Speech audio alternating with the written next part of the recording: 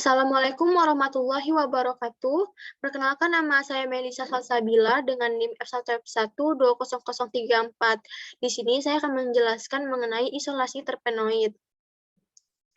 Baik, langsung saja pada pengertian. Jadi di sini terpenoid merupakan kelas metabolit sekunder yang tersusun oleh unit isopren yang berkarbon 5, yang disintesa dari asetat melalui jalur asam mevalonik. Dan terpenoid ini juga merupakan kelas metabolit sekunder terbesar yang memiliki jenis senyawa yang beragam. Struktur terpenoid yang beragam dapat berupa molekul linear hingga polisiklik dengan ukuran dari himeterpen berunit 5 karbon hingga karet yang memiliki ribuan unit isopren.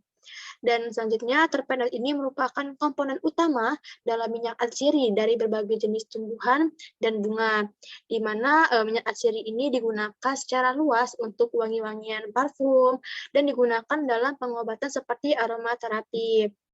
Selanjutnya juga terpenoid ini luas ya, melimpah dihasilkan oleh berbagai jenis tumbuhan, di mana senyawa ini pada umumnya memberikan bau yang kuat dan dapat melindungi tumbuhan dari herbivora dan predator. Namun selain di berbagai jenis tumbuhan, terpenoid ini juga dapat dihasilkan oleh serangga. Nah, selanjutnya senyawa terpenoid ini juga disebut juga sebagai isoprenoid, di mana di alam senyawa terpenoid ini didominasi sebagai gugus hidrokarbon, alkohol, glikosida, eter, aldehida, keton, asam karboksilat, dan esternya. Selanjutnya di sini ada karakteristik dari terpenoid, di mana terpenoid ini sebagian besar tidak berwarna, terus juga merupakan cairan yang memiliki bau, lalu memiliki berat jenis yang lebih ringan daripada air, lalu mudah menguap dengan adanya uap air panas, terus sedikit diantaranya berwujud padat, seperti kampor, dan seluruh senyawa terpenoid ini dapat larut dalam pelarut organik, dan biasanya tidak larut dalam air. Dan juga kebanyakan terpenoid ini bersifat optik aktif.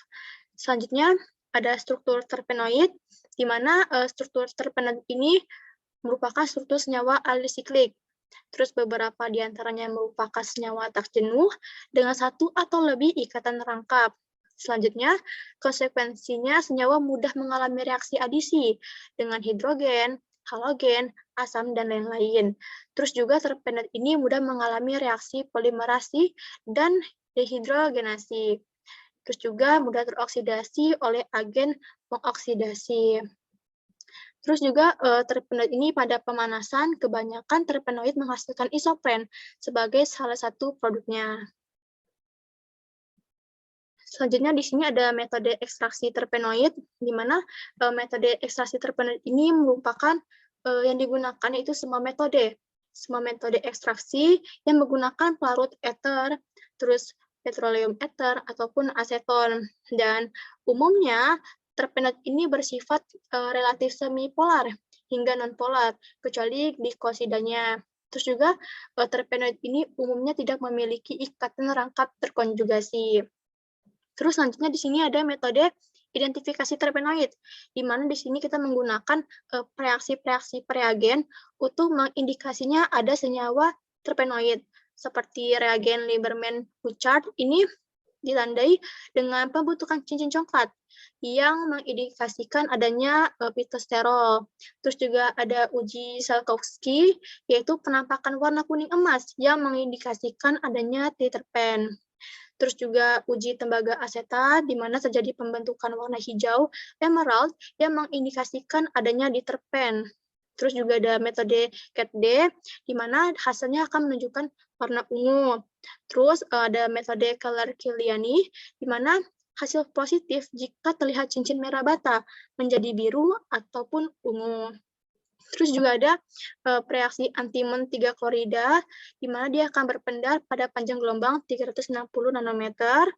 Terus ada p-anisaldehida atau asam sulfat, di mana hasil yang terlihat itu spot berwarna ungu, biru, merah, abu-abu atau hijau. Terus juga ada timah 4 klorida, di mana pemeriksa dengan sinar UV pada panjang gelombang tampak dan besar. Terus ada vanilin atau asam sulfat, di mana terjadi pembentukan warna merah ungu yang mengindikasikan terpenoid. terus juga ada asam fosfat untuk deteksi sterol dan steroid, dan asam trifluoroasetat untuk mendeteksikan steroid. Baik, sekian penjelasan saya mengenai isolasi terpenoid. Saya akhiri, wassalamualaikum warahmatullahi wabarakatuh.